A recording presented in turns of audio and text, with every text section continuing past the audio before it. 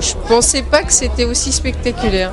On a l'impression d'être en vrai dans le cours, en VIP. C'est beaucoup mieux parce que la télé c'est plat et là on a une impression de profondeur, on voit mieux la balle. J'ai l'impression d'être sur le terrain alors que j'ai pas pu avoir de place, je trouve ça génial. C'est incroyable, c'est vraiment bellissimo. C'est très beau produit. 2009, année de la production audiovisuelle en 3D relief.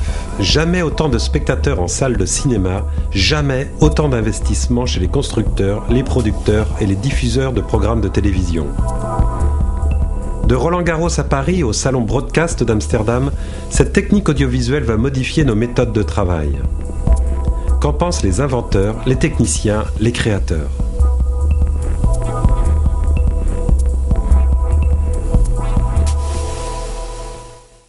Nous, on a par exemple aujourd'hui 5 points de vue. Pour moi, c'est 5 sièges de spectateurs dans des endroits différents. Donc en fait, on va donner 5 points de vue différents. Mais moi, je me place toujours au départ à la place du spectateur. Et ça, c'est complètement différent. C'est pas une image pour moi, c'est un point de vue.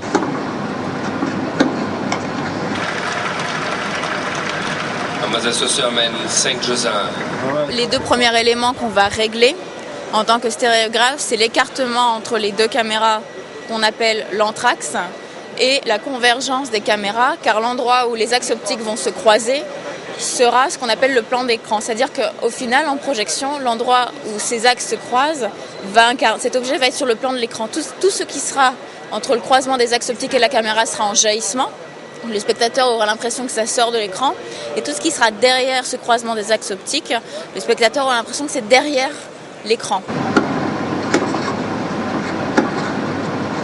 On peut imaginer par exemple aujourd'hui de façon comme on joue avec la couleur, un plan en noir et blanc dans lequel on va vouloir attirer l'attention de quelqu'un, donc on va mettre un petit détail en couleur, comme par exemple c'était fait sur la liste de Schindler avec la chaussure rouge que tout le monde a en tête. Ceci pourrait être fait par exemple avec un choix de relief qui ferait un relief très très doux sur toute l'image et après quelque chose qui sort.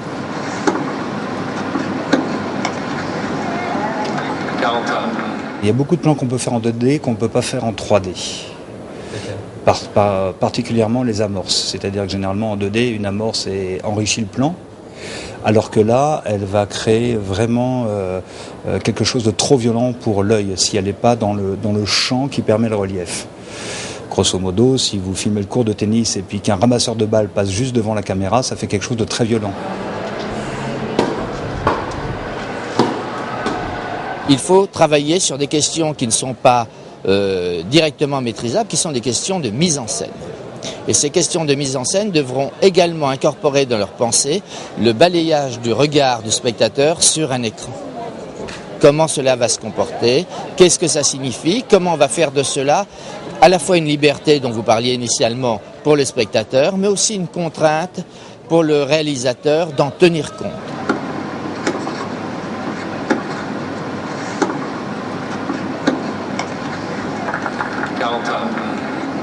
Je reviens du Carré J où je me suis assis 5 minutes pour regarder un peu ce que faisaient mes collègues et c'est vrai que c'est bluffant. Enfin, ça donne envie, quoi. Après, retourner à la 2D, c'est un peu bizarre. Chaque année en septembre, les professionnels de télévision vont à l'IBC d'Amsterdam. En 2009, la télévision 3D relief s'est invitée chez tous les constructeurs de matériel de tournage et de post-production. Après la haute définition, voici le nouveau marché. Bientôt, du producteur au téléspectateur s'installera une chaîne complète de création et de diffusion de programmes 3D relief. Malheureusement, aujourd'hui, chaque fabricant développe sa technologie. Il n'existe pas encore de normes.